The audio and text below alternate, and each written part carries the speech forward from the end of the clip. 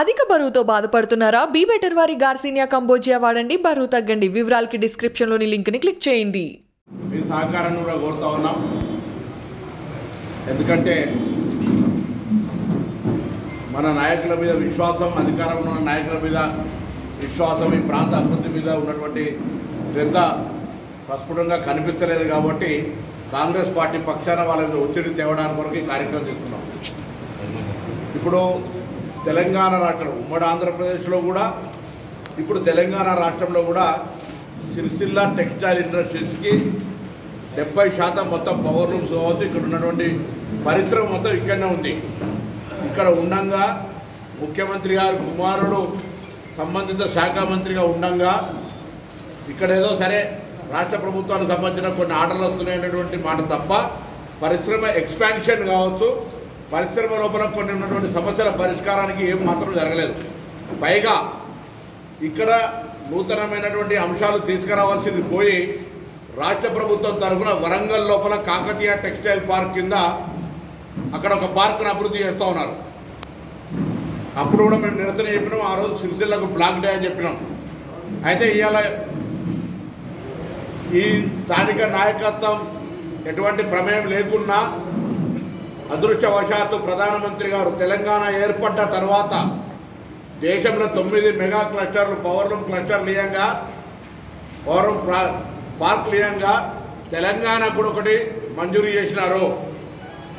ఆ తెలంగాణకు మంజూరు చేసినటువంటి టెక్స్టైల్ పార్కును సిరిసిల్లలో ఏర్పాటు చేయాలని, అందుకు బండి సంజయ్ గారు తగిన శ్రద్ధ తీసుకోవాలని సందర్భంగా ఒక లేఖ ద్వారా మేము కాంగ్రెస్ పార్టీ పక్షాన విజ్ఞప్తి చేస్తూ ఉన్నాం. ఈ పరిశ్రమ నెలకొల్పే బాధ్యత మీది.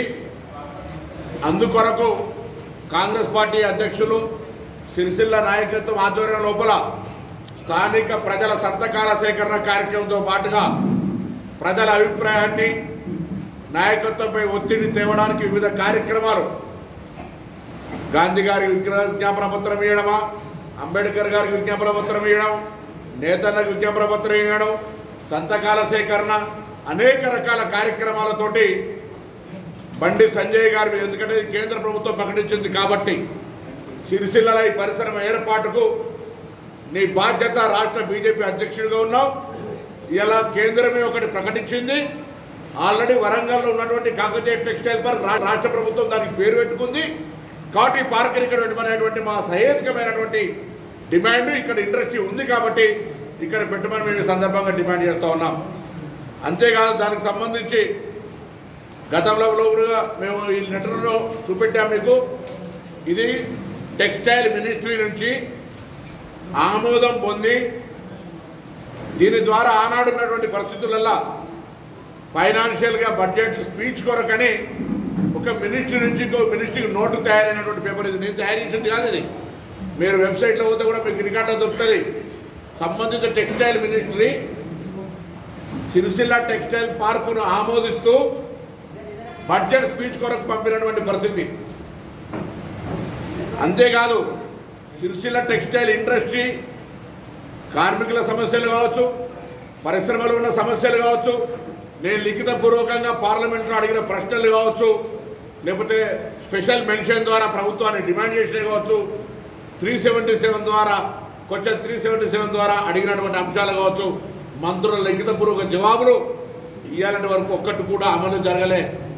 మా ప్రభుత్వం తర్వాత వచ్చిన ప్రభుత్వం, ఆనాడు ఉన్నటువంటి వినోద్ కుమార్ గారు భారతీయ జనతా పార్టీతో స్నేహపూర్వకంగా ఉండే ముఖ్యమంత్రికి ప్రధాన అనుచరుడుగా, కేంద్రం లోపల పార్లమెంటరీ నాయకుడిగా ప్రతి అంశం మీద మాట్లాడినైనా దీని కంటిన్యూషన్లో అప్పుడే మేము వెంటనే రాజకీయాల్లో అభివృద్ధి లోపల విభేదాలు ఉండదని అన్ని కాగితాలు ఆయన పంపినా కూడా ఆయన 5 సంవత్సరాల కాల పరిమితుల సిరిసిల్ల టెక్స్టైల్ ఇండస్ట్రీ మీద ఏమాత్రం ప్రేమ చూపెట్టలే.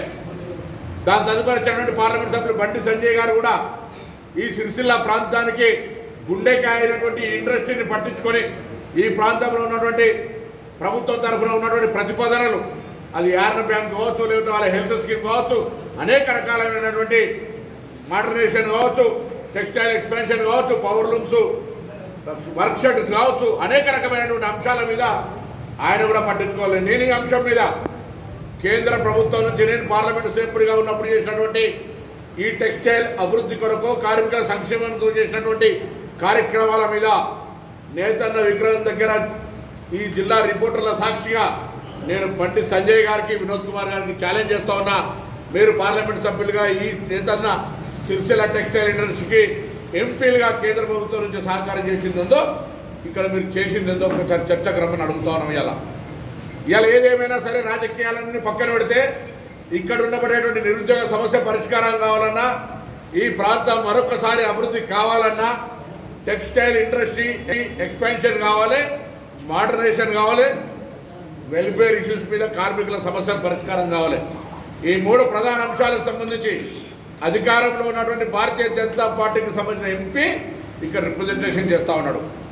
సో ఆయన మీద ఒత్తిడి వచ్చే కార్యక్రమంగా ఆయనకు బహిరంగ లేఖ ద్వారా మీ ద్వారా రిప్రజెంటేషన్ చేయడమే కాకుండా ఆయనకు రిజిస్టర్ పోస్టులో దీనికి సంబంధించినటువంటి పేపర్ కరస్పాండెన్స్ ఏదైతే మీకు ఇవ్వడం జరిగిందో, కేంద్ర ప్రభుత్వం నుంచి సర్క్యులేట్ అయిందో, లేదా గవర్నమెంట్ పార్లమెంటరీ ప్రొసీడింగ్ నుంచి ఏ జవాబులు అయితే ఉన్నాయో వాటన్నింటినీ ఆయనకు పంపించడం జరుగుతుంది.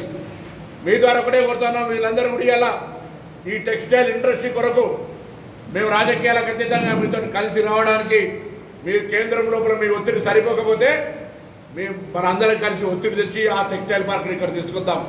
వరంగల్ వ్యతిరేకంగా Warangal already Kakatiya textile park పేరు మీద రాష్ట్ర ప్రభుత్వం దాని పేరు పెట్టుకుంది. ఆల్రెడీ కేంద్రం నుంచి మీ ప్రమేయం లేకుండానే వచ్చినటువంటి వ్యక్తిగా ఇలా టెక్స్టైల్ ఇండస్ట్రీని సిరిసిల్లకు తెమ్మని అడుగుతూ ఉన్నాం. మీరు గతంలో మిండుమానేరు ముంపు గ్రామాల సమస్య మీద అఖిలపక్షం ధర్నా చేసినాడు, మీరు బహిరంగంగా వేదిక మీద చెప్పినారు. ఇలా కూడా వీడియోలు ఉన్నాయి.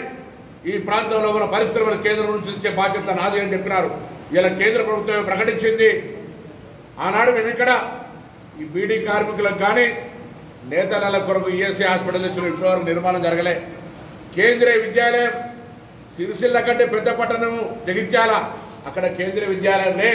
ఇక్కడ కేంద్రీయ విద్యాలయం తీసుకొచ్చిన ఇప్పటివరకు ఆనాడే సొంత భవనాన్ని నిధులు శాంక్షన్ అయినాయి. జాగా చూపెడితేనే స్కూల్ శాంక్షన్ అవుతుంది. ఆ జాగా కూడా చూపెట్టిన ఇప్పటివరకు కూడా కేంద్రీయ విద్యాలయ బిల్డింగ్ అవుతలే.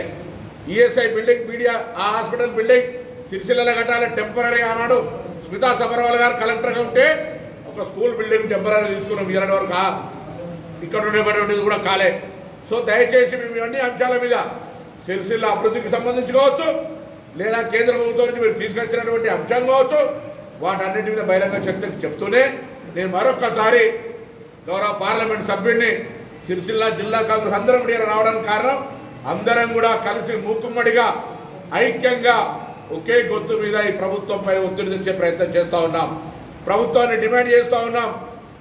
శాంక్షన్ అయినటువంటి కేంద్ర ప్రభుత్వం ఇచ్చినటువంటి టెక్స్టైల్ పార్క్ సిరిసిల్లకు మాత్రమే తీసుకురావాలని మళ్ళీ డిమాండ్ చేస్తూ ఉన్నాం.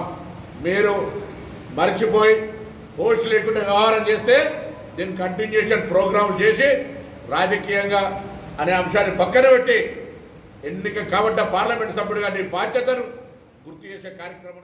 అధిక బరువుతో బాధపడుతున్నారా? బీ బెటర్ వారి గార్సినియా కంబోజియా వాడండి, బరువు తగ్గండి. వివరాలకి డిస్క్రిప్షన్లోని లింక్ని క్లిక్ చేయండి.